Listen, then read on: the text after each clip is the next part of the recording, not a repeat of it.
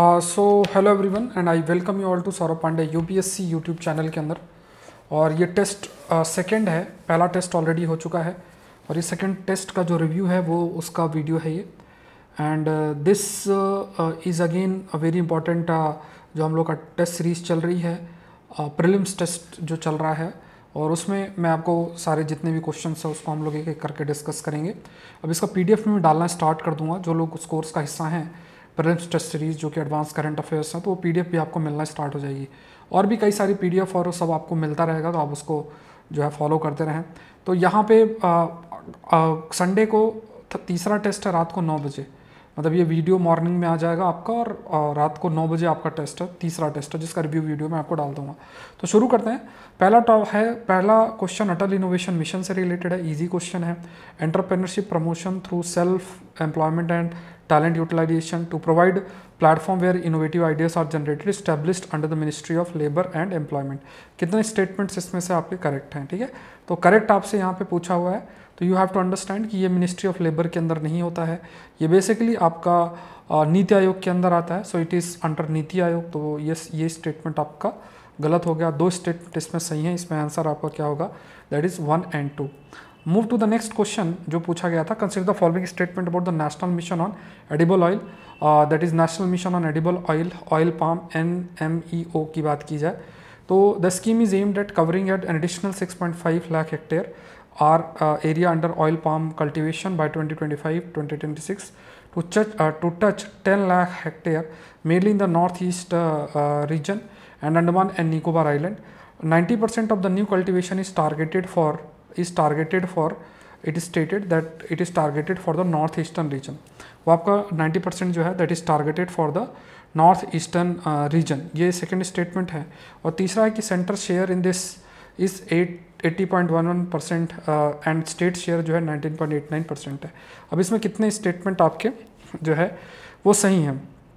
तो यहाँ पे इफ़ विल सी तो 50% ऑफ द न्यू कल्टिवेशन इसमें लिखा हुआ है कि 90% है, तो इट्स नॉट 90%, इसमें ये 50% जो कल्टिवेशन होगा that will be in the north eastern region. बाकी दोनों स्टेटमेंट आपके सही हैं।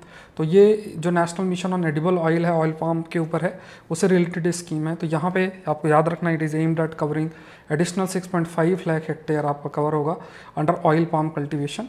तो ये पहला स्टेटमेंट आपका सही है। Second statement is incorrect, that is 50% is not 90%। Centre share जो है ये वाला स्टेटमेंट भी सेंटर का जो शेयर है दैट इज़ ये जो आपका हाईलाइट किया गया है, आई थिंक ये भी आपका करेक्ट है। तो यहाँ पे जो फर्स्ट और थर्ड स्टेटमेंट सही है, तो 2 स्टेटमेंट आपके ठीक है। Let's move to the next. The army which support the National Security Council Secretariat has recently established a quantum lab at Military College of Telecommunication Engineering पे ये आपका किया गया। तो ये कहाँ पे है? तो again it is there in ये आपका मध्य प्रदेश में मऊ के अंदर लोकेटेड है। ये फैक्ट भी आपको याद रखना है। तो AI बेस्ड ये सिस्टम है, that is the use of AI also. So Indian army also establish artificial intelligence AI centre at the same institution में यहीं पे आपका किया भी गया है। और क्वांटम की distribution, quantum communication, quantum computing और इन सब पे फोकस किया गया। और इस पर मैंने बहुत चर्चा अपने जो लेक्चर्स है उसमें कर रखी है। क्वांटम और टेक्नोलॉजी से रिलेटेड अगर बात की जाए तो हमने इस पर काफ़ी अधिक चर्चा ऑलरेडी कर रखी है। दूसरा देखते हैं। Consider the following statement about the new development bank of the BRICS. Recently, Saudi Arab entered as the 4th new member. NDB admitted Bangladesh, United Arab Emirates, and Uruguay as its new member in September 21. The BRICS, Brazil, Russia, and India, China, Sudan set up the bank with an aim to mobilize resource for infrastructure and sustainable development project. तो यहाँ पे again आपको correct जो है you have to tell कितने statement आपके correct हैं। तो न्यू डेवलपमेंट बैंक से रिलेटेड ये आपका प्रश्न है, new development bank of the BRICS. तो रिसेंटली सऊदी अरेबिया इसका 4th मेंबर जो है एंटर किया है, इसमें ये चीज़ हाईलाइट की गई है। कितने स्टेटमेंट करेक्ट होते हैं यहाँ पे देख लेते हैं। तो यहाँ पे जो recently India 30th welcomed Egypt जो है 4th न्यू मेंबर का एंट्री हुई है। It's not Saudi Arabia, it's Egypt. Brazil, Russia, India, China, south Africa, they have set up this bank. और ख़ास तौर से जो भी पैसा उसको यूटिलाइज़ किस तरीके से लार्जर स्केल में किया जा सके, जो इमर्जिंग इकोनॉमीज़ उनके लिए कैसे किया जाए, इस पर फोकस आपका किया जाएगा। तो इसका PDF भी प्रॉपर मैं आप लोगों को अब देना स्टार्ट कर दूंगा। तो सेकेंड टेस्ट हमारा ये चल रहा है, जिसका रिव्यू वीडियो मैं आपको हम लोग डिस्कस कर रहे हैं। पहला वीडियो भी मैंने डाल दिया था। तीसरा टेस्ट आपका संडे को है, दैट इज़ 5 नवंबर 2023 को आपको रात को 9 बजे टेस्ट होगा। कंटेम्प्रेरी एस्पेक्ट को अच्छे से कवर करना बहुत मैटर करता है, बहुत इंपॉर्टेंट भी है। Let's see the next question, that is about about the Atal ranking of institutions on innovation and achievement. Atal, this is related with the Atal ranking of institution on the innovation achievements. The top position in 2021 has been achieved by IIT Madras and most innovative education institution in India in technical category. ARIIA is a joint initiative है Ministry of Education and NCERT. First edition जो है वो it was launched in 2010, 2018 के अंदर ये पहला addition आपका आया था। तो ये यहाँ पे इट इज स्टेटेड कि जैसे देखा जाए तो यहाँ पे ये जो है 2021 की जो रैंक है 7 सेपरेट कैटेगरी में आएगा, जिसमें IITs भी हैं, सेंट्रल यूनिवर्सिटी, स्टेट यूनिवर्सिटीज, सब प्राइवेट यूनिवर्सिटीज़ और सब कुछ इसके अंदर इंक्लूडेड है। ये जॉइंट इनिशिएटिव है मिनिस्ट्री ऑफ एजुकेशन और AICTE के बीच में। तो यहाँ पे देखो क्या लिखा है कि इट इज़ स्टेटिंग कि ये basically it's a joint initiative और between ministry of education and NCERT। It's not NCERT, rather AICTE जो है AICTE के बीच में ये आपका है। तो यहाँ पे ये स्टेटमेंट आपका गलत है, बाकी दोनों स्टेटमेंट सही हैं। तो we have the answer that is 1 and 3। Correct answer क्या होगा, दैट इज़ 1 and 3। मॉर्निंग में मैं 5 AM सीरीज़ भी आप लोग के लिए शुरू कर रहा हूँ, और मॉर्निंग में जल्दी उठें, उस सेशन को अटेंड करें, और प्रीलिम्स तक पूरा रेगुलर बेसिस में वो सेशन चलता रहेगा। उसका एक जो है एक आपका जो कंटेंट कवरेज है वो भी बढ़िया तरीके से चलता रहेगा, एक आपको फ्लो भी मिलेगा, जो भी टॉपिक्स हैं उनका रिवीजन भी बहुत अच्छे तरीके से आपका होगा, एक फोकस भी रहेगा पूरा का पूरा। और आप लोगों को प्रयास करना है कि जितनी भी सारी चीज़ें हैं इनको अच्छे से नोट्स अपने प्रीलिम्स वाले जो रजिस्टर हैं उसमें आप लोग रेगुलर बनाएं, और तभी रिवीजन भी आप लोग जो है ढंग से कर सकते हैं। ठीक है, ये ध्यान में रखना। Let's move to the next question. In saga of India freedom struggle 30th December 1943 holds a special placed as in time. It was on the day that the national flag was hoisted for the first time on the Indian soil at Port Bandar. Netaji visit marked a declaration of Andaman and Nicobar Island as the first liberated territory. तो यहाँ पे again you have to tell the correct, ठीक है, correct जो है वो आपको बताना है। तो यहाँ पे if you talk about it, तो यहाँ पे लाइक यहाँ पे दोनों ही स्टेटमेंट इसमें सही हैं, both the statements are correct. तो ये फैक्ट आपको याद रखना है कि why this 30th December 1943 special place के रूप में जो है आपका कंसिडर किया जाता है, क्योंकि इसी दिन जो है नेशनल फ्लैग हॉइस्ट किया गया था first time on Indian soil at Port Blair. Netaji जो है उन्होंने विजिट भी किया और marked at declaration of Andaman Nicobar island as the first liberated territory of India. मतलब इस ये जो टेरिटरी अंडमान निकोबार को it is a first liberated, मतलब ब्रिटिशर्स का जो ब्रिटिशर से लिबरेटेड पहली टेरिटरी के रूप में इसको कंसिडर किया गया। Let's move to the next topic. In order to preserve, है ना, in order to preserve we can say, यहाँ पे नेक्स्ट क्वेश्चन देख लेते हैं। सो यहाँ पे देख लेते हैं, in order to preserve the important event in history a संकल्प संपर्क was dedicated to the nation. Lieutenant General Ajay Singh, Commander in Chief Andaman Nicobar Island, exactly 78 years after Netaji arrival on 29th December 2021, the Smarak is a tribute not only to resolve of the soldiers of the Indian National Army and their innumerable sacrifice, but also remind us the value enshrined by Netaji himself, Nishtha Kartavya Balidan or commitment, duty and sacrifice that continues to underscore the ethos of the Indian Armed Forces and resolve the Indian soldiers। ठीक है, तो काफ़ी आप कह सकते हैं कि ये वैल्यू सिस्टम को भी ये जो है वो आपका हाईलाइट करता है। नेक्स्ट देखते हैं, consider the following statement. Inland waterway authority of India, ये एक स्टेटरी बॉडी है in charge of waterways in India. Its headquarters is located in Noida, UP, established for the development and regulation of the inland waterways for the shipping and navigation। अब देखो ये भी important question है, easy भी है, easy तो नहीं कह सकते, अगर पता है तभी आंसर जो है वो आपका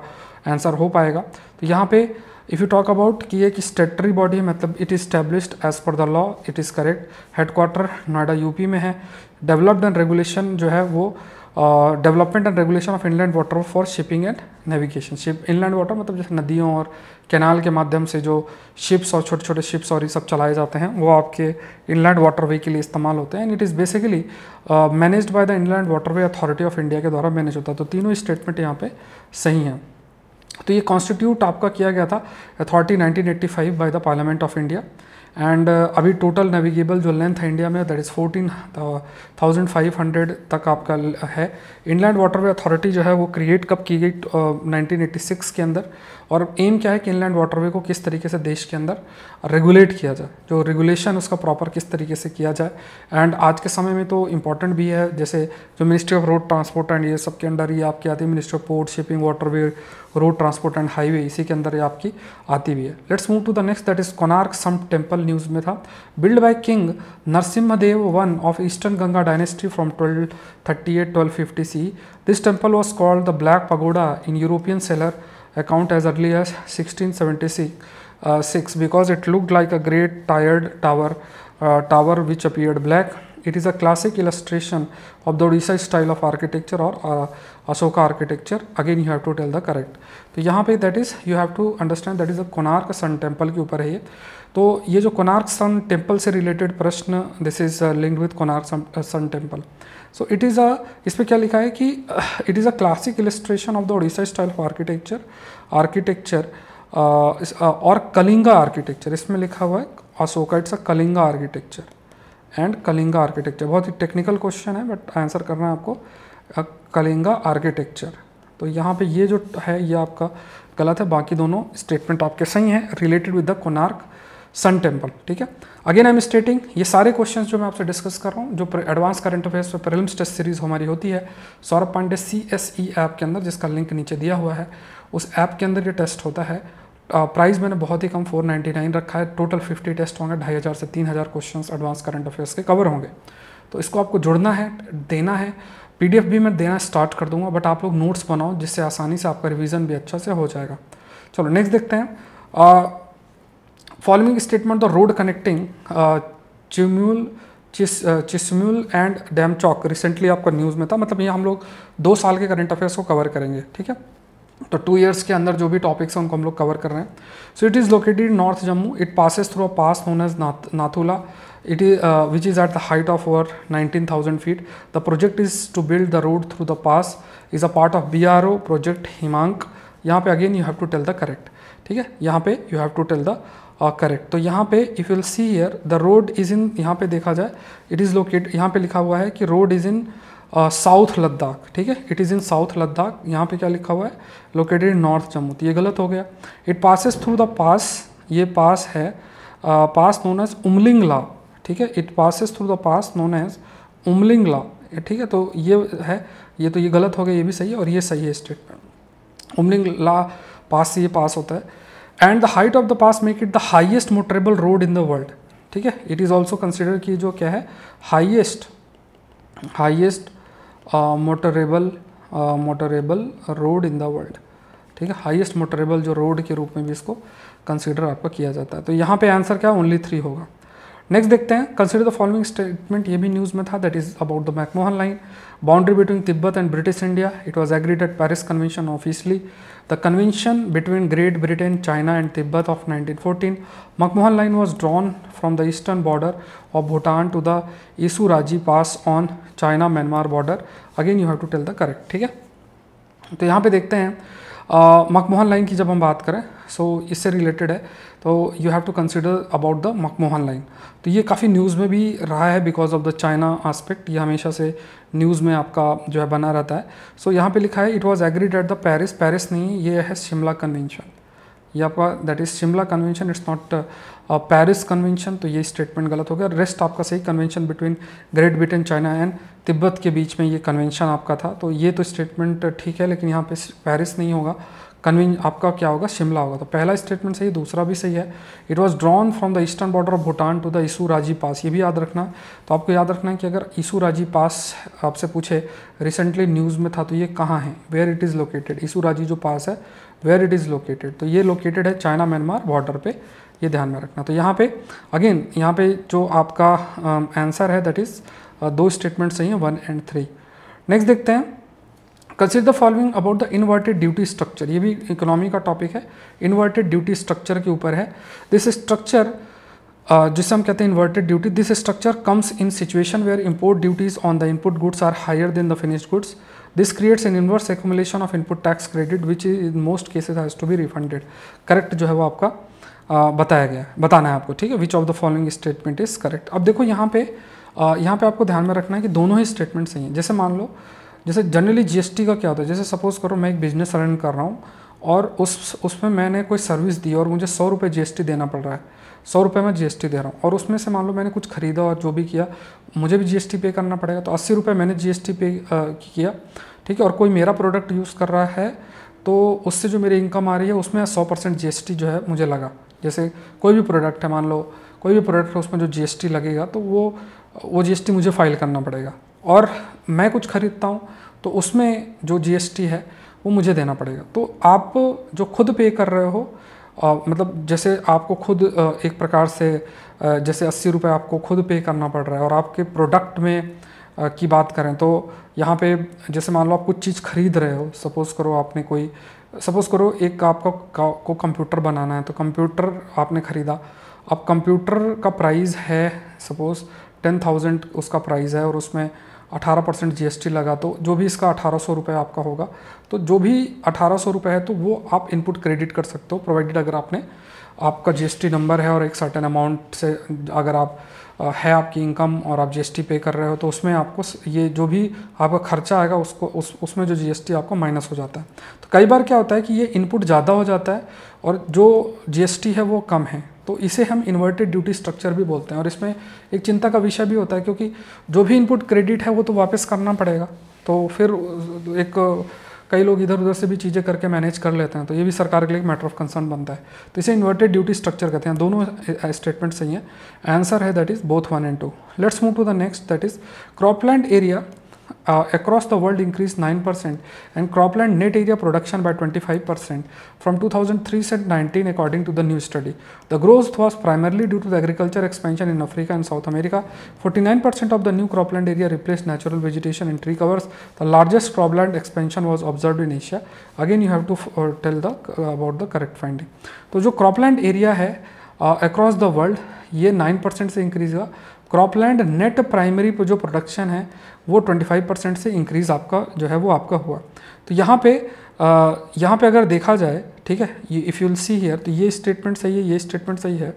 एंड यहाँ पे लिखा लार्जेस्ट जो क्रॉपलैंड का एक्सपेंशन है that is not in Asia, that is in Africa. Africa के अंदर सबसे ज़्यादा आपका क्रॉपलैंड का एक्सपेंशन। तो लार्जेस्ट क्रॉपलैंड जो एक्सपेंशन है it was observed in Africa rather than in Asia, ठीक है, ये ध्यान में रखना। तो the growth was primarily due to agricultural expansion in Africa and South America, है ना, ये रिपोर्ट की अगर इस रिपोर्ट के अकॉर्डिंग अगर देखा जाए।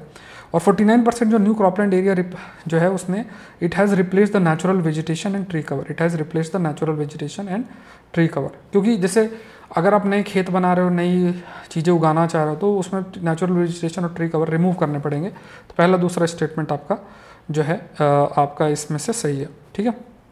Let's move to the next. Chile के ऊपर है, साउथ अमेरिका, ये चिले के ऊपर है। South American country of Chile is currently writing a new constitution to tackle a climate and ecological emergency. World largest lithium producer है। Chile prospered by exploiting its natural riches copper and coal, salmon and avocados, ठीक है, ये आपसे पूछा है। तो यहाँ पे if you'll see here it is the world second largest है, it's not the largest producer of the lithium, it is the second largest producer, ठीक है, it is the second largest producer, second largest producer है। तो ये गलत हो गया, बाकी दोनों स्टेटमेंट आपके सही हैं। अगेन आंसर जो है that is 1 and 3। Let's move to the next, देखते हैं। देखो इसका PDF भी मैं जो लोग ज्वाइन करेंगे ना prelims test series advance current affairs, तो पीडीएफ भी मैं आपको देना स्टार्ट कर दूंगा उसमें, ठीक है। टेस्ट का मैं चाह रहा हूँ कि आप लोग टेस्ट दें, जो भी इंपॉर्टेंट चीज़ है उसको नोट डाउन करें। पीडीएफ में 50-60 पेज का पीडीएफ हो जाएगा, बहुत ज़्यादा हो जाएगा, बट इसमें मैं पीडीएफ भी आप लोग को दूंगा, जिसमें फिर आप बाद में चाहें कि दोबारा से मैं टेस्ट दे लूँ या जैसा भी है, तो आप लोग वो कर सकते हैं, ठीक है। तो जो लोग टेस्ट देंगे, अगेन 5 नवंबर को रात को 9 बजे तीसरा टेस्ट शेड्यूल्ड है। जिन्होंने पुराने टेस्ट नहीं दिए हैं, पहला और दूसरा टेस्ट, वो भी दे सकते हैं, तो प्लीज़ इसको मिस ना करें, ठीक है। Consider the following statement about the recent centre rules for consumer protection of the district commission, state commission and national commission, ठीक है। The national consumer dispute redressal commission will now has a jurisdiction to entertain consumer complaints where the value of goods or service exceeds ₹2 crore or against the earlier limit of 10 crore. The district commission will have jurisdiction to entertain complaints of up to 50 lakh worth value of goods or services against the earlier limit of up to 2 crore. State commission will now have jurisdiction of more than 50 lakh to 5 crore. अब ये भी देखो, ये जो है these are the very facts which are related, जो changes हुए थे centre rules for consumer protection jurisdiction of district commission, the state commission and national commission rule 2021। तो यहाँ पे देखो, ये जितने भी ये रूल्स आपके चेंज हुए हैं, तो यहाँ पे थोड़े से आप इसको नोट कर लो। यहाँ पे जैसा रहेगा, तो district commission it will have a jurisdiction है to 50 lakh value of goods and services, पहले इसका अब 1 करोड़ का था। स्टेट कमीशन का jurisdiction will be more than 50 lakh and up to 2 crore. Earlier जो लिमिट था it was 1 crore and up to ₹10 crore, ठीक है। ये चेंजेस याद रखने हैं। न्यू रूल्स जो फ्रेम हुए हैं that is under the consumer protection act 2019 which promulgate a 3 tier quasi judicial mechanism. तो मतलब कंज्यूमर की बात करें, redressal of consumer dispute and all, इसके कंटेक्स्ट में देखा जाए तो यहाँ पे अगर देखा जाए तो डिस्ट्रिक्ट कमीशन की बात करें तो यहाँ पे district commission it will have a jurisdiction. या आप कोई फैक्ट्स थोड़े से एक बार आप रीड कर लो ना, तो यहाँ पे चेंजेस किए गए हैं। तो जैसे मान लो केस होता है ना कंज्यूमर प्रोटेक्शन से रिलेटेड, तो ऐसा नहीं है कि कोई कहीं भी केस फाइल कर देगा। तो केस जो भी होते हैं उन केस के लिए भी सर्टेन, जैसे इतने जुरिडिक्शन का तो यहाँ पे आपको जाना है, इतना जुरिडिक्शन, इतना खर्चा है उसका तो यहाँ आपको जाना है, ये सब चीज़ें जो है आपकी रहती हैं। तो इसमें कुछ चेंजेस किए गए हैं, ये ध्यान में रखना है। पेंगुलिन के ऊपर देख लेते हैं। पेंगुलिन है, pangolin are the most trafficked wild and mammals in the world. Pangolins are reptiles, they are the only reptiles wholly covered in scales and they use those scales to protect themselves from predators in the wild. Their meat is considered delicacy and pangolin scales are used in traditional medicine and folk remedies. तो correct जो है वो आपको बताना है, ठीक है। तो लेट्स सी इसका करेक्ट देख लेते हैं। तो यहाँ पे देखा जाए तो पेंगुलिन्स जो है they are not reptiles rather they are mammals, they are mammals, ये ध्यान में रखना है। मैमल्स है तो ये गलत हो गया। बाकी यहाँ पे like if you can see here that is pangolin are the most trafficked wild animals, तो इसमें थोड़ा सा they are the only mammals wholly covered in scales and use those scales to protect themselves from predators. तो only mammals यहाँ पे लिखा हुआ है, तो ओनली मैमल्स नहीं, अगेन ओनली मैमल्स होगा, it's not only reptiles, it's only mammal. जो ऊपर उसके ऊपर कवर्ड सा रहता है तो इट्स ओनली मैमल। तो ये वाला भी स्टेटमेंट गलत है, ये वाला भी आपका जो है गलत हो गया, ठीक है। Pangolins are the most trafficked wild animals in the world and their meat is considered a delicacy and pangolin scales are use in traditional medicine and folk remedies. तो यहाँ पे ये वाला स्टेटमेंट आपका सही है, करेक्ट बताना, यहाँ थोड़ा सा चेक कर लेना। इसमें 3rd और 4th लिखा, I think 3rd and 4th तो नहीं होना चाहिए, 1st एंड 4th जो है इसका आंसर आपका होना चाहिए, 1st एंड 4th आंसर होना चाहिए, ठीक है। Let's move to the next. Sahitya Akademi award से रिलेटेड है। It is a literary honour in India, annually confers on writer of most outstanding books of literary merit published in any of the 24 Indian languages. Established in 1954, awards comprises plaque and cash prize of 1 lakh rupees. Correct आपको बताना है। तो यहाँ पे अगर देखा जाए तो साहित्य अकादमी अवार्ड जो है it's a literary honour in India and यहाँ पे अगर देखा जाए तो ये जो फैक्चुअल एस्पेक्ट है साहित्य अकादमी अवार्ड से रिलेटेड सारे ही सही। It's a literary honour of India, ठीक है। एनुअली कन्फर्म और राइटर मोस्ट आउटस्टैंडिंग बुक जो है 24 मेजर लैंग्वेजेस के अंदर इसमें रहता है, ये भी सही स्टेटमेंट है, दिस ऑल्सो करेक्ट। एंड इसमें 22 लैंग्वेजेस तो आप कह सकते हैं कि इंक्लूडेड हैं, जो कि हमारे जो 8th शेड्यूल के अंदर है वो हैं उसके अलावा, ठीक है। और फिर उसके बाद कई सारी मेजर लैंग्वेजेस हैं जिसमें आपका तमिल, इंग्लिश, बंगाली, पंजाबी, ये सब भी इस एरिया में भी आपका दिया जाता है। तो इंग्लिश, तमिल और ये सब में भी इसको इंग्लिश में भी इंक्लूडेड दिया जाता है, ठीक है, which is not part of the 8th schedule languages के अंदर नहीं आता। तो यहाँ तीनों स्टेटमेंट्स आपके सही हैं, all the 3 statements are correct. Next देखते हैं मेटावर्स के कंटेक्स्ट में देख लेते हैं। Metaverse is not a device independent and owned by single vendor, it is an independent virtual economy enabled by digital currency and non-fungible tokens. As a combinatorial innovation, metaverse require multiple technologies and trends to functions. Again you have to tell the correct, ठीक है। तो metaverse is a non device independent and पहला जो statement, it's a non device independent owned by single vendor, it is owned by single vendor. तो यहाँ पे जैसे metaverse की अगर बात करें तो काफ़ी न्यूज़ में भी आपका मेटावर्स रहता है। तो metaverse collective virtual shared space created by convergence of virtually enhanced physical and digital. जैसे अगर आप आज के समय में, जैसे आज के फेसबुक है, सारी चीज़ें तो मेटावर्स के माध्यम से चीज़ें की जा सकती है। जैसे बहुत सारी वर्चुअल स्पेस को कंबाइन करके it will become a part of a metaverse आपका हो सकता है। So it's not device independent and owned bye, it is owned by single vendor, it is independent virtual economy है, वर्चुअल में it's not real. Digital currency का इस्तेमाल इसमें किया जाता है, इसमें नॉन फंजिबल टोकन्स का इस्तेमाल किया जा सकता है।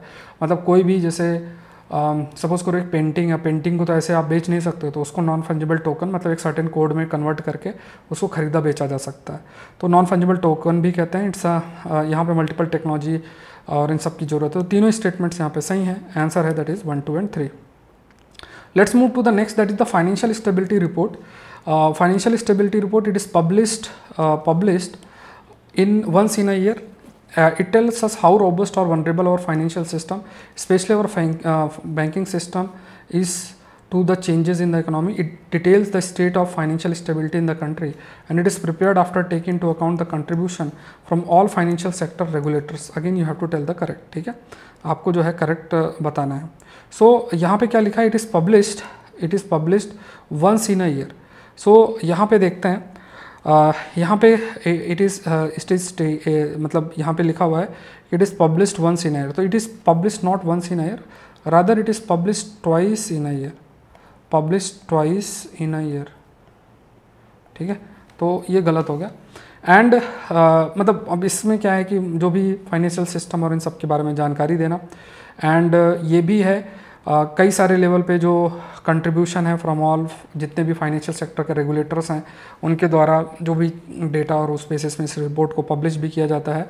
और इसको रिपोर्ट को, फाइनेंशियल जो स्टेबिलिटी रिपोर्ट है, इस रिपोर्ट को पब्लिश कौन करता है, it is published by the RBI, ठीक है, RBI के द्वारा ही पब्लिश होता है। तो यहाँ पे आंसर जो इसका होगा दैट इज़ 2 and 3, ठीक है। नेक्स्ट देखते हैं, R वैल्यू के ऊपर है। R is a number, is a way of rating any disease ability to spread. R is the number of people that one infected person will pass on a virus to on average. If R value is higher than 1, then the number of cases keeps increasing. Correct जो है वो आपको बताना है, ठीक है। अब ये भी न्यूज़ में रहा, कोरोना के टाइम पे भी काफ़ी आपका न्यूज़ में था। तो यहाँ पे देखा जाए तो R वैल्यू इज़ मतलब it's a way of rating any disease ability to spread. कोई भी बीमारी है वो कितना तेज़ी से आपकी इंक्रीज होती है, that is basically it falls under value of R. R value अगर हायर है, मतलब higher than 1, then the number of cases keep increasing. मतलब अगर आर की जो वैल्यू है इट इज़ मोर देन 1, तो उस केस में क्या होगा, अगर if it is more than 1 तो it is a high possibility कि डिजीज स्प्रेड या इंक्रीज करने की चांसेस ज़्यादा रहता है। R is the number of people that one infected person will pass on a virus to on average, ठीक है। If R value is higher than 1 then the case आपके increase होगा। तो यहाँ तीनों स्टेटमेंट्स आपके सही हैं। The answer is that is 1, 2 and 3। Next देखते हैं, नेशनल एयर स्पोर्ट्स पॉलिसी की बात करें। The vision is to make India one of the most air sports nation by 2025। The mission is to provide safe, affordable, accessible, enjoyable and sustainable air sports ecosystem in India. It is proposed that the popular air sports attraction in the country can be declared as a control zone of air sports in order to ensure the safety of the other manned aircraft। ठीक है, correct देखते हैं। तो draft national air sports policy के ऊपर है। So the vision is to make India one of the top air sports nation by 2025 ये आपका बोला गया है, तो इट्स नॉट 2025 रादर टॉप में बनने की 2030 जो है ये रखा गया, तो ये पहला गलत है। बाकी आपका सेकंड स्टेटमेंट और थर्ड स्टेटमेंट सही हैं। तो हमें जो top air sports nation we have to be by 2030, ठीक है। तो यहाँ पे आंसर इसका 2 और 3 होगा। Let's move to the next. Recently prime minister laid the foundation of stone of major Dhyan Chand sports university. Major Dhyan Chand जो स्पोर्ट्स यूनिवर्सिटी है वो आपकी उत्तर प्रदेश मेरठ के अंदर है। ये फैक्ट याद रखना है, थोड़ा पुराना न्यूज़ है लेकिन हम लोग इसमें 2 साल का करंट अफेयर्स कवर कर रहे हैं, ठीक है। Then let's see following statement on prohibition of, it is related with the prohibition of attack against nuclear installation and facility। तो ये आपका about the agreement, एक agreement है that is on the prohibition of attacks against the nuclear installation and facility signed between India and China। ये sign किया गया था 1988 के अंदर, इसमें लिखा साइन किया गया था, फिर 1991 में इसको रेटिफाई किया गया था। Both country had to inform each others, nuclear facility जो है एक दूसरे के इन्फॉर्म करने हैं, ये चीज़ आपकी हाईलाइट इसमें की गई है। So here if you see signed between, not between India and China, rather it's signed between India and Pakistan. आपको याद रखना है, it is not between India and China, rather it is between India and Pakistan। So it's an agreement on the prohibition of attack against the nuclear installation and facility signed between India and Pakistan। तो पहला statement सही है, दूसरा statement सही है और तीसरा statement मतलब पहला गलत है, दूसरा और तीसरा सही है। Here you can see the answer that is 2 and 3। Let's move to the next, that is the semiconductor। इसके ऊपर देख लेते हैं। अब बहुत सारी चीज़ आपके अंडरस्टैंडिंग पे भी डिपेंड करती है। अच्छा, Saurabh Pandey UPSC YouTube channel को आप लोग जरूर से सब्सक्राइब करें, और ये जो इसमें हिंदू का सेशन संडे को जो हमारा होता है उसमें थोड़ा टाइम फ्लेक्सिबल रहता है, बाकी आपका 8:30-9 बजे के बीच में सेशन अपलोड हो जाता है हिंदू का डेली बेसिस में मॉर्निंग के अंदर। 5 AM सीरीज़ भी हम लोग शुरू कर रहे हैं, तो आप चैनल को जरूर से सब्सक्राइब करें, सेशन को जरूर से लाइक करें। This is electrical conductivity value more than a conductor, its resistivity rises as its temperature rises, metals behave in the opposite way। after silicon gallium arsenide is the second most common semiconductor, ठीक है, correct जो है वो आपको बताना है। So this is basically linked with the semiconductor.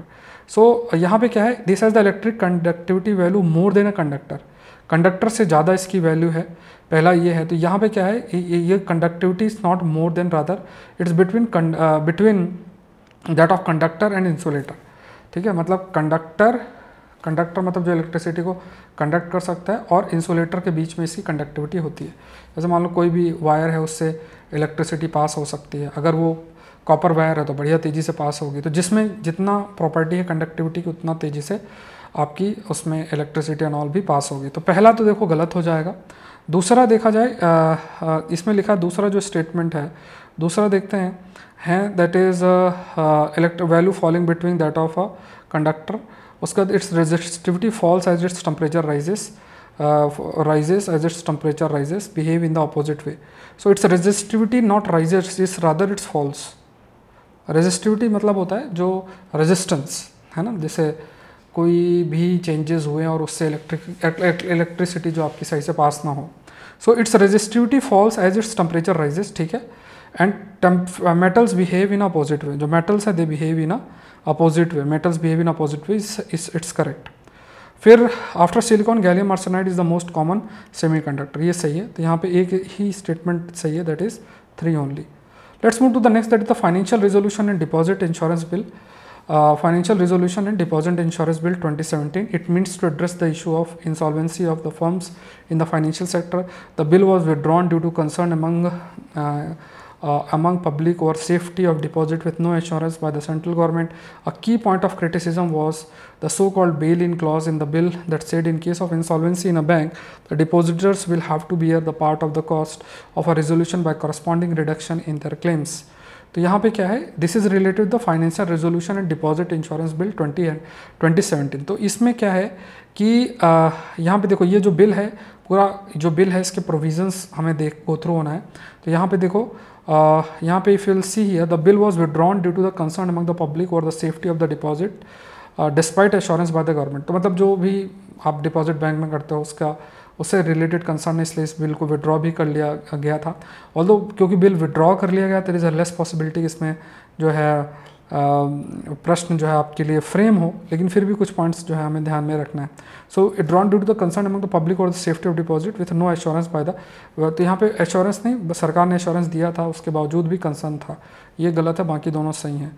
की criticism ये था that the so called bail in clause in the bill that said in case of insolvency in a bank, मतलब अगर दिवालियापन आ जाए the depositor will have to bear the part of the cost of the resolution. ठीक है, मतलब ये अजीब सा क्लॉज था, मतलब मान लो पैसा आपने जमा किया और बैंक पूरा डूब गया, अब उसमें कुछ आपको भी बियर करना पड़ेगा, तो ये काफ़ी इसको क्रिटिसिज्म भी हुआ इसका। पहला तीसरा स्टेटमेंट आपका सही है। Let's move to the next, that is the Jal Jeevan mission. Jal Jeevan mission से रिलेटेड है। It is envisioned to provide safe and adequate drinking water to individual household tap connection by 2024 to all household in rural India. The Jal Jeevan mission will be based on the community approach to water and will include extensive information, education and communication as a key component of the mission. The mission was launched on August 15, 2019. Again, you have to tell the correct. ठीक है, so यहाँ पे ये जो bill है, इस bill की बात करें तो इसमें ये जो जल जीवन मिशन की बात करें तो यहाँ पे ईयर याद रखना है सबको, नल से पानी मिले 2024 तक, सही है। उसके बाद कम्युनिटी अप्रोच है इसमें, ये भी ठीक है, और ये 2019 में लॉन्च किया था, ये भी सही है। तो यहाँ पे तीनों ही स्टेटमेंट्स आपके सही हैं। Let's move to the next, that is related with the aquamation cremation commonly known as calcium hydrolysis. It is a water-based, environmentally friendly process of final disposal. The process leaves behind bone fragments and neutral liquid called effluent. तो ये थोड़ा सा technical question जो है वो आपका इसमें frame हो जाएगा। सो कॉमनली नोन एज, इसको कैल्शियम हाइड्रोलाइसिस नहीं बोलते, कॉमनली इसको बोलते हैं एल्कलाइन हाइड्रोलाइसिस, एल्कलाइन हाइड्रोलाइसिस। ठीक है, तो यहाँ पे ये पहला तो गलत हो गया, बाकी दोनों स्टेटमेंट आपके सही हैं। So it's a water based environment friendly process of final disposal, पहला ये सही है। The process leave behind bone fragments, मतलब जलने के बाद जो शरीर है उसके जलने के बाद सर्टेन लिक्विड टाइप की लिक्विड, न्यूट्रल लिक्विड बनता है जिसे एफ्लुएंट भी कहते हैं। दोनों ही इसमें आई थिंक जो स्टेटमेंट है, both the statements we can say आपके बोथ द स्टेटमेंट्स आर, ये वाले दोनों सही हैं। तो आंसर इसका क्या होगा, that is again आपका 2 and 3. Let's move to the next. Consider the following state of Pangong Tasho or Pangong Lake. It is endorheic lake spanning eastern Ladakh से west Tibet तक है. The lake is the first transboundary wetland in South Asia under the Ramsar Convention. Due to the saline water lake, Pangong Tasho does not freeze during winter. Correct आपको बताना है, ठीक है। तो Pangong lake के ऊपर ये आपका जो है प्रश्न है। सो यहाँ पे इफ विल सी हियर, पहला जो स्टेटमेंट है that it is endorheic lake spanning between the east Ladakh and west, ये सही है। Lake is the first transboundary, तो इट्स नॉट द फर्स्ट, है ना, I think it's not the first. So even though it is saline water lake, Pangong Tso freeze completely during winters, मतलब saline मतलब नमकीन lake है, इसके बावजूद भी ये फ्रीज हो जाती है। 50% आपका तिब्बत रीजन में है, 40% लद्दाख रीजन में है। एंड इसको रामसर कन्वेंशन के अंदर इंक्लूड करने की बात की जाए, ये first transboundary wetland south Asia के अंदर होगी अंडर द कन्वेंशन, ठीक है। तो lake is the first transboundary wetland south Asia under the Ramsar convention, ठीक है। तो ये भी स्टेटमेंट आपका दिस इज़ करेक्ट आपसे पूछा है, तो I think this is also correct, है ना। The lake is the first because it is, I think एक बार आप डेटा देखना, तो यहाँ पे अब ये हम कंसिडर कर सकते हैं इट इज़ द फर्स्ट, ये सही है। Due to saline water lake Pangong does not freeze नहीं, इट जनरली फ्रीज, तो यहाँ पे ये सही है, ये सही है। अब ये सही हो गया है, पहले जब क्वेश्चन फ्रेमिंग थी तब सही नहीं था वो, तो यहाँ पे इसमें ऑप्शन नहीं है इसमें, तो आंसर आई थिंक इसका 1 and 2 होगा, ठीक है। एक बार आप लोग चेक कर लेना इसको, 1 and 2 होगा। Let's move to the next, that is Kalpana Chawla centre for research in space and technology, recently Delhi में यूनिवर्सिटी में इनॉग्रेट किया गया था। Establish with the objective of training student space science satellite development and meeting future challenges, named after Indian born astronaut Kalpana Chawla who lost her life in 2003 Columbia shuttle disaster. Again you have to tell the correct, ठीक है। तो यहाँ पे देखते हैं, that is Kalpana Chawla centre for research in space science and technology. तो recently inaugurate कहाँ किया गया, दिल्ली यूनिवर्सिटी के अंदर। Established with the objective of training students in space science satellite and development and meeting future challenge in space, ठीक है। तो यहाँ पे रिसेंटली आपका ये चंडीगढ़ यूनिवर्सिटी के अंदर लॉन्च किया गया, ठीक है, चंडीगढ़, ठीक है, इट्स चंडीगढ़, तो ये गलत हो गया। और बाकी 2 और 3 बाकी दोनों सही हैं आपके, आंसर 2 और 3 होगा। Let's move to the next, that is related to the reserve bank of India. Reserve bank has come up with the framework for the facilitating small value digital payments in offline mode. It would promote digital payment in urban, semi-urban and rural urban areas. Under the new framework, such payment can be carried out face to face using any channel or instruments like cards, wallet and mobile devices, ठीक है। So there is a limit of ₹2000 per transaction and overall limit of 20,000 for all transaction until the balance in the account is replenished. Correct जो है वो आपको बताना है, ठीक है। तो टेक्निकल ये भी थोड़ा फैक्चुअल प्रश्न हम इसको कंसिडर कर सकते हैं। सो यहाँ पे देखा जाए तो it is related with the small value digital payment. Small value digital payment offline mode में भी किया जा सकता है, मतलब विदाउट इंटरनेट भी किया जा सकता है। तो खासतौर जैसे इंटरनेट पेनिट्रेशन नहीं है तो वहाँ पे कुछ अमाउंट को किया जा सकता है। तो ये पहला स्टेटमेंट सही है इसमें। Under this new framework carried out face to face using any channel instrument जैसे कार्ड्स, वॉलेट और मोबाइल सर्विस के माध्यम से इसको किया जा सकता है। देर इज़ अ लिमिट, इसमें लिखा है लिमिट जो है, तो there is a limit of ₹200 per transaction, 200 and फिर उसके बाद मैक्सिमम जो है वो 2000 है, मैक्सिमम इज़ ऑफ 2000, ठीक है। तो ये गलत हो गया, बाकी दोनों सही हैं। तो यहाँ पे आंसर 1 और 2 है। Let's move to the next, that is related with the Konyak tribes के ऊपर है। Konyak are one of the major Naga ethnic groups. Nagaland they inhabit the Kohima district. Angs Wangs are the traditional chiefs, ठीक है। थोड़ा ये भी technical प्रश्न हम इसे कंसिडर जो है कर सकते हैं। सो ये जो है in Nagaland they inhabit the region we call it as Mon district. Inhabit जो करता है वो है that is the Mon district, ठीक है, मोन डिस्ट्रिक्ट है ना, also known as the land of the Angh के रूप में भी कंसिडर। तो यहाँ पे ये सही है, ये सही है। In Nagaland they inhabit the Kohima district, this is incorrect. पहला और तीसरा स्टेटमेंट जो है वो आपका सही है। Let's move to the next, consider the following statement about the free trade agreement. Free trade agreement reduce और eliminate barriers to trade across international border. Free trade is the opposite of trade protectionism. In US, EU, free trade agreement do not come without regulation and oversight. Again, you have to tell the correct. Free trade agreement it reduce or eliminate barriers to trade across international border. Free trade is the opposite of trade protectionism. US और EU की बात करें तो free trade agreement do not come with the regulation and oversight. देखो protectionist का मतलब हो गया कि कोई प्रोडक्ट किसी देश के अंदर आ रहा तो उसको रोकना, और फ्री ट्रेड का मतलब फ्रीली प्रोडक्ट का मूवमेंट अलाउ रखना without imposing any kind of taxes and all, वो चीज़ हम कर सकते हैं। तो यहाँ पे अगर देखा जाए तो यहाँ पे you have all the 3 statements are correct. Free trade agreements ये बैरियर को रोकेगा, free trade agreement is opposite of the trade protectionism, ये भी सही है, तो ये भी सही है। और तीसरा स्टेटमेंट भी सही that the US and EU free trade agreement do not come with the out regulation and oversight, मतलब देयर आर सर्टन रेगुलेशन और नज़र रखी जाती है, उसके बाद ही फ्री ट्रेड एग्रीमेंट आपका आता है। नेक्स्ट देखते हैं that the treaty on the non proliferation, Treaty on the Non-Proliferation of the Nuclear Weapon. It is the international treaty whose objective is to prevent the spread of nuclear weapon and weapon technology to promote cooperation in the peaceful uses of the nuclear energy. First came into force in 1967. The treaty defines nuclear weapon states as those that have built and tested a nuclear explosive device before 1st January 1967. ठीक है, 1st जनवरी 1967। तो यहाँ पे लिखा है कि ये force में 1967 के बाद में आई है। It is stating that it came in force 1967, तो ये फोर्स में 1967 में नहीं आई थी। बाकी न्यूक्लियर वेपन के स्प्रेड को रोकने के लिए इस ट्रीटी का एक रूल है। एंड जो 1st जनवरी 1967, मतलब ये आई थिंक फोर्स में अभी तक आई भी नहीं, तो यहाँ पे 1st जनवरी 1967 से जो पहले जिनके पास न्यूक्लियर वेपन है as per the treaty they can have the nuclear weapon. इसी वजह से लोग, मतलब कई देश हैं इंक्लूडिंग इंडिया, उन्होंने साइन और रेटिफाई भी नहीं किया था। आंसर इसका 1 और 3 है। नेक्स्ट देखते हैं ओपन सोर्स सॉफ्टवेयर प्लेटफॉर्म। ये प्रश्न आपसे पूछा भी था और ये प्रश्न मैंने आप लोग को दे रखा है पहले का, ये 2021 में I have covered this thing, open source software platform. Open source is a software that source code with anyone can inspect, modify and enhance. Open source license grant computer users permission to use open source software for any purpose they wish. Again you have to tell the correct. तो यहाँ पे open source software platform की बात की गई है। देखो open source software में क्या होता है कि जैसे मान लो जो भी सोर्स है उसकी कोडिंग दे दी जाती है, कोई भी उसको चेंज करके अपने हिसाब से सॉफ्टवेयर अपना बना के यूज़ कर सकता है। ये ओपन सोर्स सॉफ्टवेयर, ऐसे कई ओपन सोर्स सॉफ्टवेयर जो है वो वर्क करता है।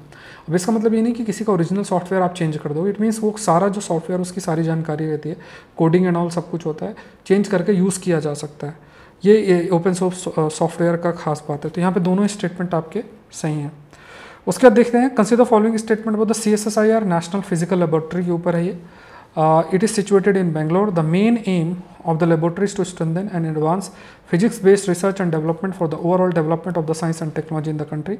It maintains standards of SI units in India and calibrates the national standards of weighs and measures. Again, you have to tell the correct.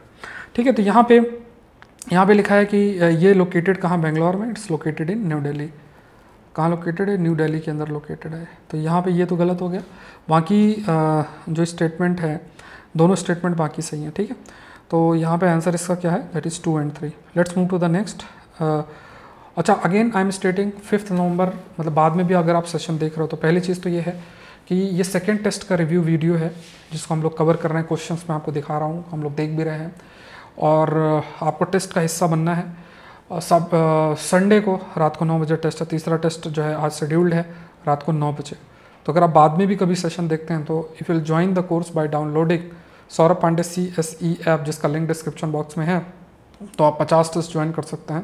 Price बहुत ही minimum है, less than, मतलब इतना तो आप लोग पिज़्ज़ा और ये सब खाने में ही लगा देते हैं। तो क्वालिटी क्वेश्चंस रहेंगे और धीरे धीरे PDF भी मैं आपको इसमें इंक्लूड करना स्टार्ट कर दूंगा। ठीक है, तो Saurabh Pandey CSE app download करके आप ज्वाइन कर सकते हैं। सो मल्टी एजेंसी सेंटर्स के ऊपर है ये। Multi agency centres a common counter terrorism grid under intelligence bureau. It was made operational in 2001। MAC coordinates with representative from numerous agencies, ministries and both center and state, suggested by Kargil Review Committee report and GOM report। Correct जो है वो आपको बताना है। ठीक है, so यहाँ पे multi agency centre a common counter terrorism grid under the IB के अंदर ये आपका आएगा। IB के अंदर इसमें इसको इंक्लूड करने की बात किया जा रहा है। ठीक है, तो यहाँ पे ये ऑपरेशनल 2001 के बाद से ही दिस इज़ करेक्ट। ये कोऑर्डिनेट करता है न्यूमरस एजेंसीज मिनिस्ट्री के बीच में, भी करेक्ट है। सजेस्ट किसके द्वारा की गई? कारगिल रिव्यू कमेटी के द्वारा, ये भी सही। तो यहाँ पे तीनों स्टेटमेंट्स आपके सही हैं। नेक्स्ट देखते हैं महात्मा गांधी नई तालीम के ऊपर है। Proposed by Mahatma Gandhi in Sabarmati Ashram in 1937। It laid emphasis on making mother tongue as a medium of instruction in addition to free compulsory education and skill training. Crux of Nai Talim in overcoming distinctions between learning and teaching and knowledge and work. तो कई बार इसमें ऐसे प्रश्न जो है वो आप लोग के लिए बिल्कुल फ्रेम हो सकते हैं। सो है ना, तो ये प्रपोज किया गया था, proposed by Mahatma Gandhi, proposed by Mahatma Gandhi in Wardha. ठीक है, इट्स नॉट साबरमती। प्रपोज किया गया था वर्धा के अंदर। ठीक है, 1937। तो ये गलत है, बाकी सही है। और लर्निंग टीचिंग है ना, लर्निंग टीचिंग और नॉलेज और वर्क, इसके बीच में जो डिस्टिंक्शंस है उसको, मतलब जो हम अलग वो रखते हैं उसको हमें हटाना है और आगे बढ़ना है। तो यहाँ पे 2 और 3 इसका आंसर होगा। ठीक है, this is 2nd and 3rd। Let's move to the next, that is the power system operation corporation. Power system operation corporation day, POSOCO day 3 जनवरी को मनाया जाता है। Clock integrated operation of Indian power system, उसको monitor करना। Power grid subsidiary organisation के रूप में ये कार्य करता है। तो यहाँ पे ये जो आपका है, it is observe in 3rd January. 3rd जनवरी को ये आपका ऑब्जर्व किया जाता है। और ठीक है, एंड ये क्या है, it is a central public sector enterprise under the jurisdiction of ministry of power.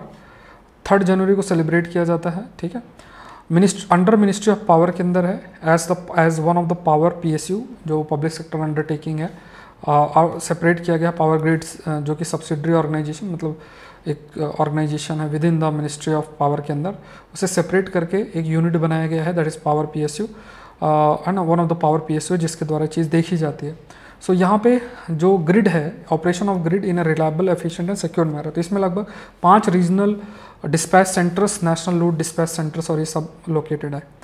तो यहाँ पे ये पहला स्टेटमेंट सही है, 2nd सही है। 3rd statement is incorrect, that it functions as a power grid subsidiary organisation. Next देखते हैं बाराक रिवर के ऊपर है, this is related with the Barak river, news में भी थी।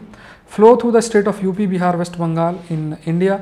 Bangladesh is known by the name Jamuna and later called the Meghna before receiving combined flow of Ganga and Brahmaputra.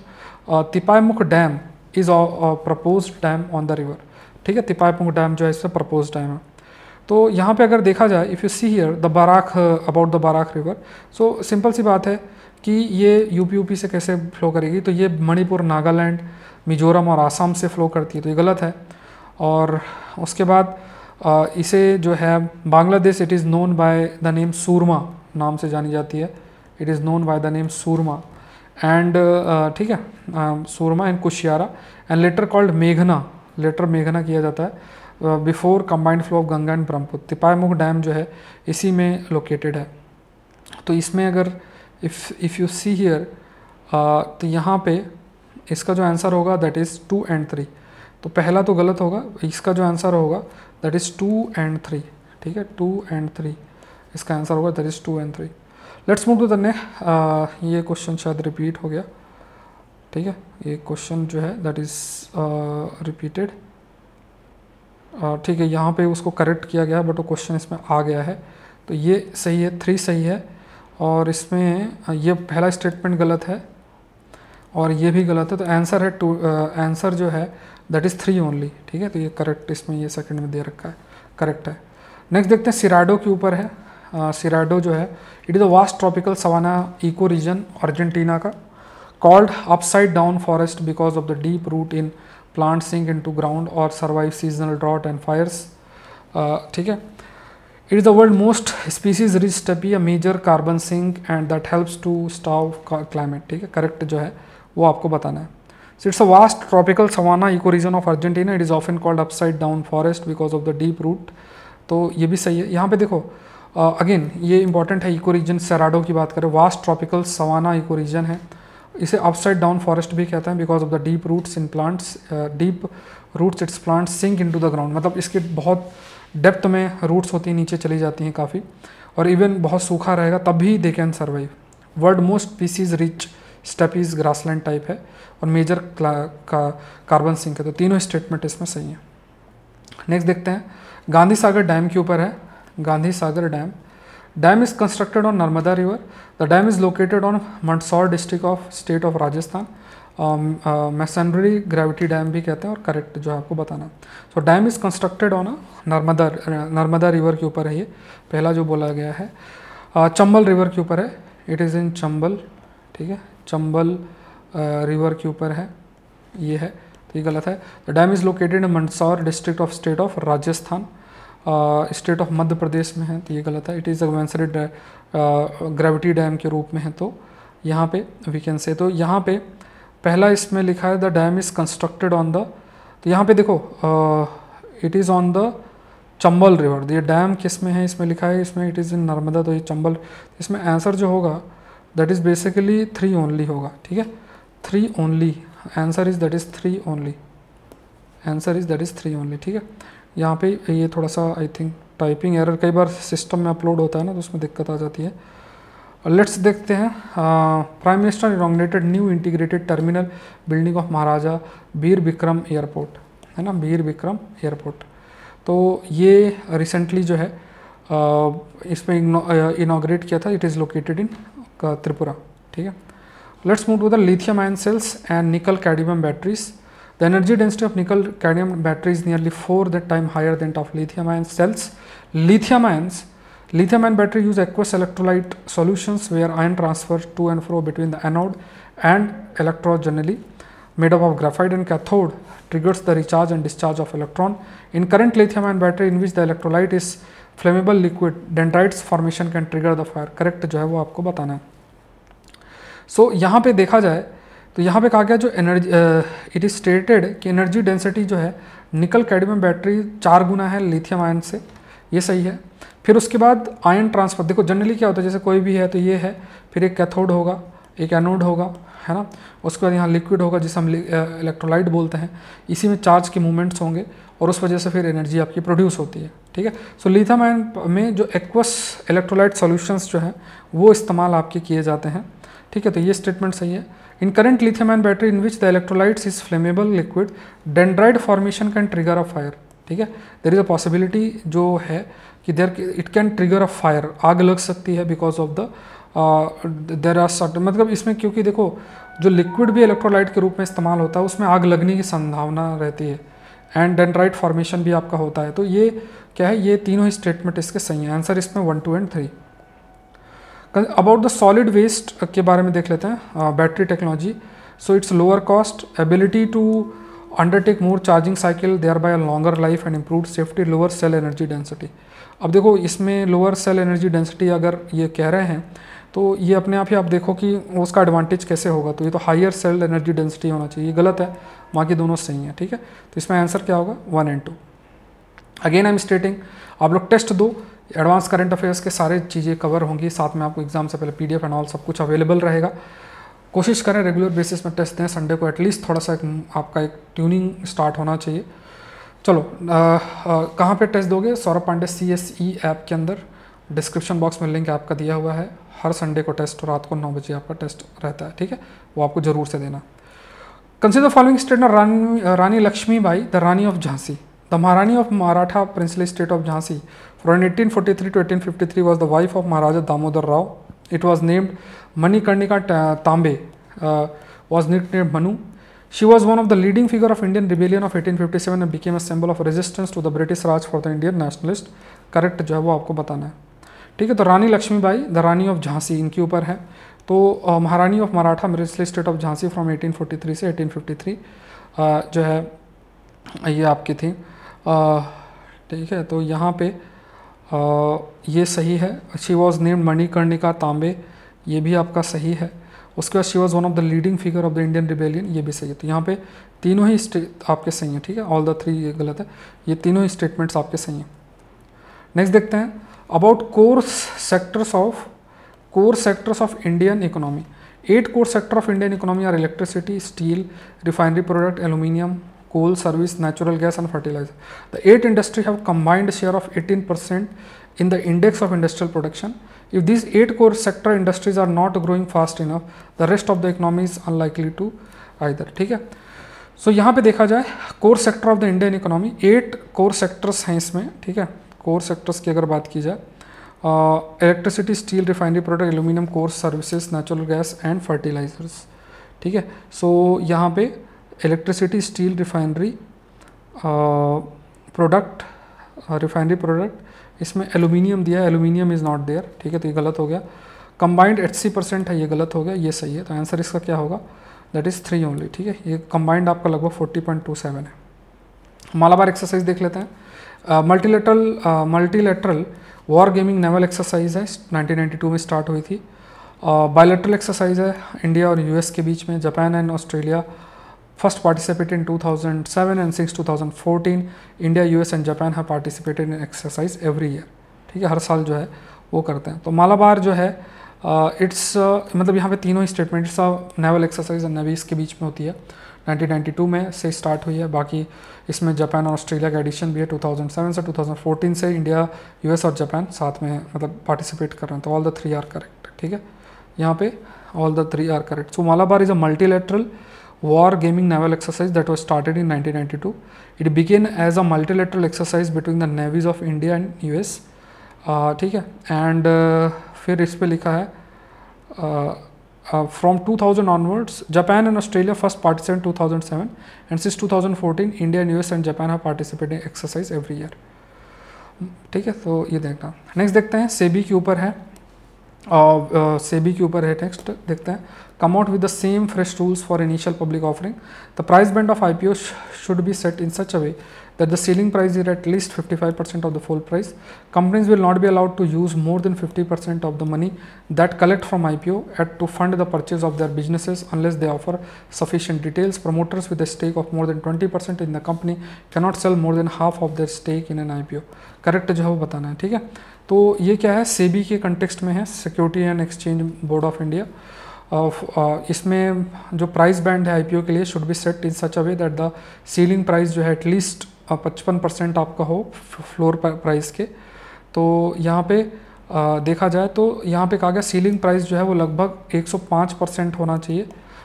Companies will have to be allowed to use more than 35%, ठीक है, 35% of the money they collect IPO के माध्यम से, initial public offering के माध्यम से जो भी पैसा कलेक्ट होगा 35% जो है to fund purchase of their businesses. उसके बाद फिर ये सही है लगभग, है ना, इसमें promoter with a stake of more than of over 20% in a company can not sell more than half of their stake in IPO. तो यहाँ पे ये है सही है। तो आंसर इसका क्या है, दैट इज़ 3 ओनली, ठीक है। नेक्स्ट देखते हैं एंकर इन्वेस्टर के ऊपर है। Anchor investor is a concept launch by SEBI in 2009। Anchor investors are institutional investors who are invited to subscribe and share before the IPO open. The anchor investors are required to take up the shares at a fixed price to make other investor confident and improve the demand of the share. Correct जो है आपको, you have to tell the correct, ठीक है। तो this is linked with the anchor, anchor है ना, तो anchor के इन्वेस्टर्स, तो ये आपका 2009 के अंदर किया गया, सही बात है। एंकर इन्वेस्टर्स जो है जो भी मतलब आईपीओ में होता है ना कि कंपनीज अपने शेयर्स को पब्लिक करती है, खरीदे जा सकते हैं। तो उससे पहले है कुछ जो भी इंस्टीट्यूशनल इन्वेस्टर्स हैं, फाइनेंशियल इंस्टीट्यूशंस हैं, they are invited to subscribe, है ना। वो anchor investors they are also required to take up the shares, जो भी एक फिक्स प्राइस में है, they can take the share at the fix prices. तो तीनों स्टेटमेंट आपके सही हैं। नेक्स्ट देखते हैं, नेक्स्ट जो है, let's see the next question.